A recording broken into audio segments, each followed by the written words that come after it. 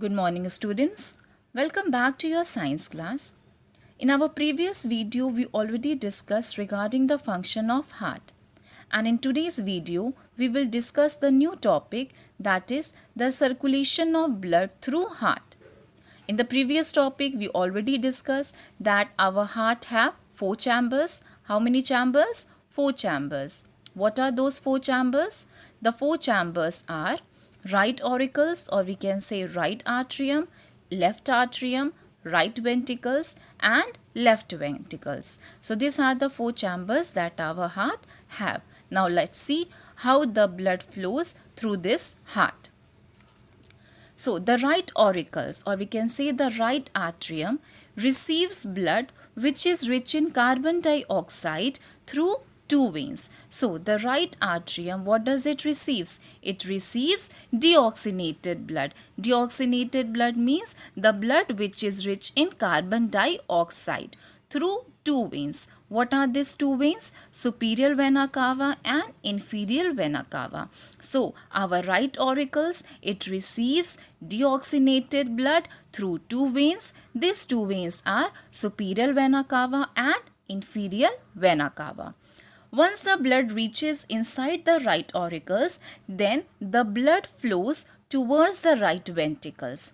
From right auricles, the blood flows towards the right ventricles. Once it reaches inside the right ventricles, then what happens? Then the blood flows towards the lungs through pulmonary arteries. How it reaches towards the lungs? It reaches towards the lungs through pulmonary artery. So once again see, first what happens?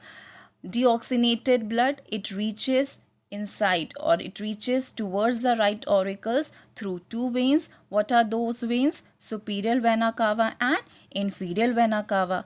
When the blood reaches inside the right auricles, then from there the blood flows towards the right ventricles. When the blood reaches inside the right ventricles, from there it flows towards the lungs through pulmonary artery.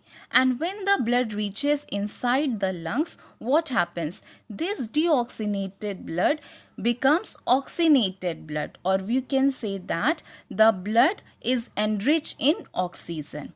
And then what happens? This oxygen rich blood is brought to left auricles. What happens? This oxygen rich blood, or we can say that oxygenated blood, is brought to the left auricles through pulmonary veins. How it is brought? Through pulmonary veins, and then from left auricles it reaches to left ventricles, then to aorta, and then to rest part of the body. So this is how the blood flows. How it flows? The blood is brought towards the right auricles through 2 veins, that are superior vena cava and inferior vena cava. Then what happens?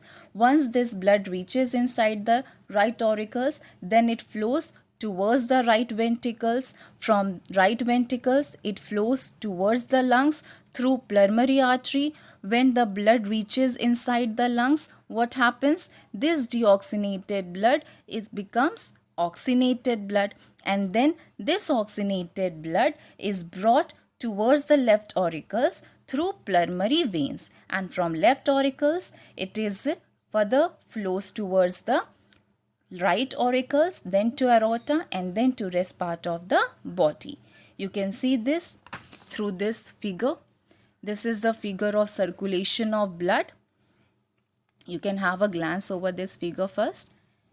Now what happens? The deoxygenated blood is carried towards the right auricles through vena cava. These 2 vena cava are superior vena cava and inferior vena cava. Then from right auricles it reaches towards the right ventricles. From right ventricles through pulmonary arteries it reaches inside the lungs. When it reaches inside the lungs, this deoxygenated blood becomes oxygenated. Then this oxygenated blood is carried through pulmonary veins inside the left atrium, or the left auricles.